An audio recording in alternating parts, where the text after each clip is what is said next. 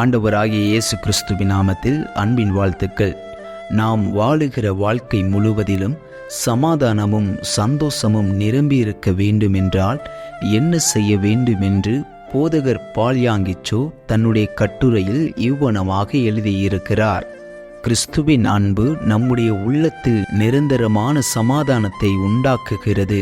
தொடர்ந்து நம்முடைய வாழ்க்கை சமாதானத்தினாலும் சந்தோஷத்தினாலும் நிரம்பி இருக்க வேண்டுமென்றால் கிறிஸ்துவினுடைய அன்பும் இரக்கமும் இடைவிடாமல் நமக்குள் பாய்ந்து கொண்டே இருக்க வேண்டும். இந்த அவசரமான மற்றும் இயந்திரமான உலகத்தில் உண்மையான அன்பு காணப்படுவது என்பது ஒரு அரிதான காரியமாகும். அன்பும் இரக்கமும் இல்லாதபடியினால் அநேக பிரச்சனைகள் நவீன சமுதாயத்தில் உருவாகின்றன. அநேக குடும்பங்கள் ஐக்கியமில்லாமல் பிரிந்து போய்விடுகின்றன. அவர்களுடைய இனத்தவர்களோடு கூட ஒரு நிலையான தொடர்பு ஏற்படுவதில்லை. அங்கும் இங்கும் அலைந்து திரிகிற மனிதன் உலகத்தின் போலியான கவர்ச்சிகளினால் இழுக்கப்பட்டு அடிமையாகி விடுகிறான். இன்று மனிதன் மனிதனாக மதிக்கப்படுவதில்லை.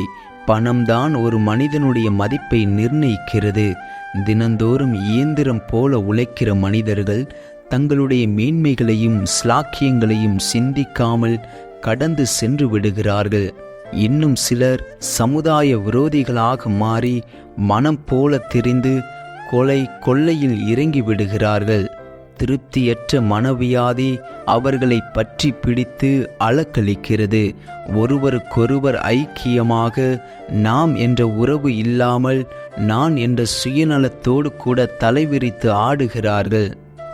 ஒரு ஊரில் ஒரு கிராமத்தில் ஒரு வயதான ஞானி ஒருவர் வசித்து வந்தார். அந்த கிராமத்தில் உள்ள ஒவ்வொரு மக்களும் அவரை மிகவும் கண்ணியத்தோடும் மரியாதையோடும் நடத்தினார்கள். எப்பொழுதெல்லாம் அவர்களுக்கு பிரச்சனைகள் வருமோ அப்பொழுதெல்லாம் அந்த வயது முதிர்ந்தவரிடத்தில் போய் ஆலோசனை கேட்பது அவர்கள் வழக்கமாகும். ஒருமுறை அவர் அந்த கிராமத்து மக்களோடு கூட பேசி கொண்டிருக்கும் போது சந்தோஷத்திற்கான வழியை அவர்களுக்கு காண்பிப்பதாக கூறினார். மட்டுமல்லாமல் அவர் அவர்களை பார்த்து, நீங்கள் மகிழ்ச்சியான மனுஷனாக யாரை எண்ணுகிறீர்களோ அவர்களை என்னிடத்தில் அனுப்பி வையுங்கள் என்றார்.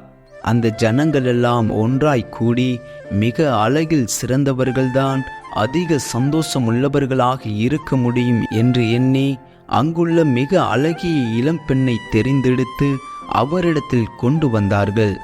அந்த பெண்ணை பார்த்தவுடன் அந்த துறவி தன்னுடைய முகத்தை திருப்பிக் கொண்டார். ஒரு வார்த்தையும் அவர் பேசவில்லை. இவள் சந்தோஷமானவள் அல்ல என்பது அவருடைய முகப்பாவனையிலிருந்து வந்தது.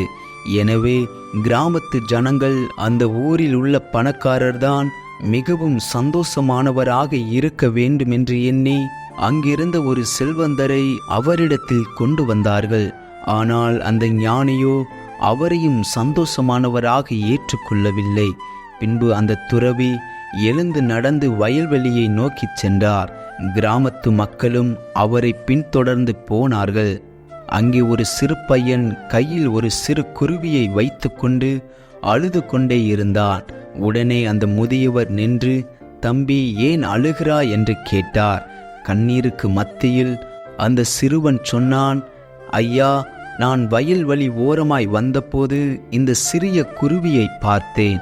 அதற்கு பெரிய காயம் ஏற்பட்டிருக்கிறது. அதை உயிரோடு வாழ வைப்பதற்கு நான் எவ்வளவு முயற்சித்தும் முடியவில்லை. அது செத்து கொண்டே இருக்கிறது. ஆகவே கவலை தாங்க முடியாமல் நான் அழுது கொண்டிருக்கிறேன் என்றான். அந்த பையனுடைய இந்த வார்த்தைகளை கேட்டவுடன் முதியவரின் முகம் மலர்ந்தது. ஜனங்களை பார்த்து அவர் சொன்னார், இதுதான் சந்தோஷத்திற்கான வழி. யார் யார் மற்றவர்கள் மேல் அன்பும் இரக்கமும் மன உருக்கமுமாய் இருக்கிறார்களோ அவர்களே சந்தோஷமாய் இருப்பார்கள் என்றார். செல்வமோ அழகோ ஒருபோதும் உண்மையான சந்தோஷத்தை தருவதில்லை. அதே நேரத்தில் அன்பும் இரக்கமும் நம்முடைய வாழ்க்கையில் சந்தோஷத்தை மலரச் செய்கிறது. உன்னோடு கூட உள்ள மற்றவர்களிடத்தில் அன்புடன் ஒற்றுமையாக உன்னால் வாழ முடியாமல் இருந்தால் உன்னிலிருந்து ஒருபோதும் அன்பும் இரக்கமும் மற்றவர்களை நோக்கி கடந்து செல்வதே இல்லை. யார் யார் மற்றவர்களோடு கூட இணைந்து அன்பு செலுத்தி வாழ கற்றுக்கொள்கிறார்களோ அவர்களே மகிழ்ச்சியின் பாதையில் முன்னேறி செல்லுகிறார்கள். நாம் சிறு பிள்ளையாக இருக்கும்போது நம்முடைய பெற்றோர்களையும் ஆசிரியர்களையும் சார்ந்து நாம் ஜீவிக்கிறோம்.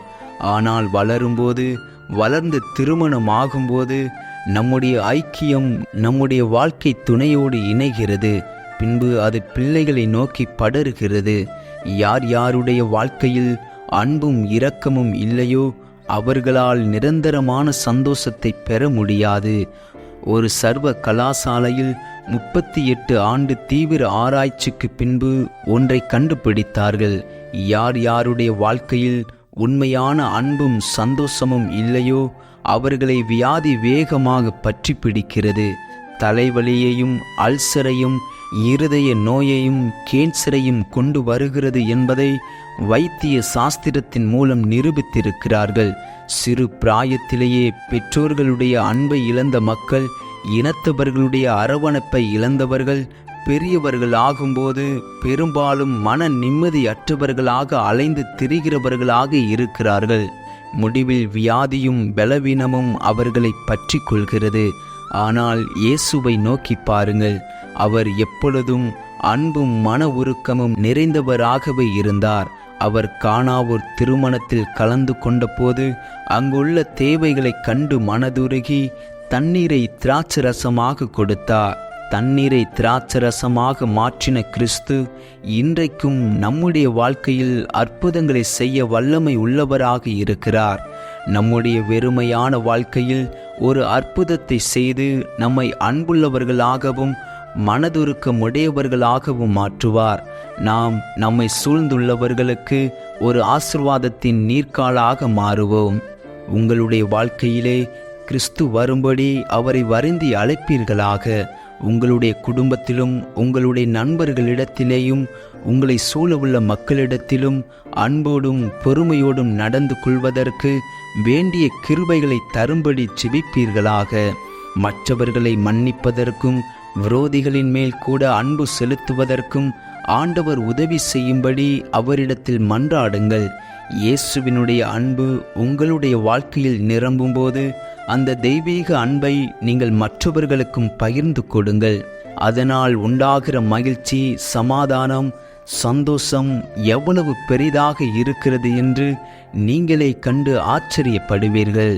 உண்மையான சந்தோஷத்தை நிலைநிறுத்துவதற்கு உங்களுக்கு வாழ்க்கையில் திட்டமான நிலையான நோக்கம் தேவை. அதை நிறைவேற்றுவதற்கு வல்லமையும் பலனும் தேவை. அப்போது உங்கள் வாழ்க்கை அர்த்தமுடையதாகவும் உண்மையான சமாதானம் உடையதாகவும் மாறும்.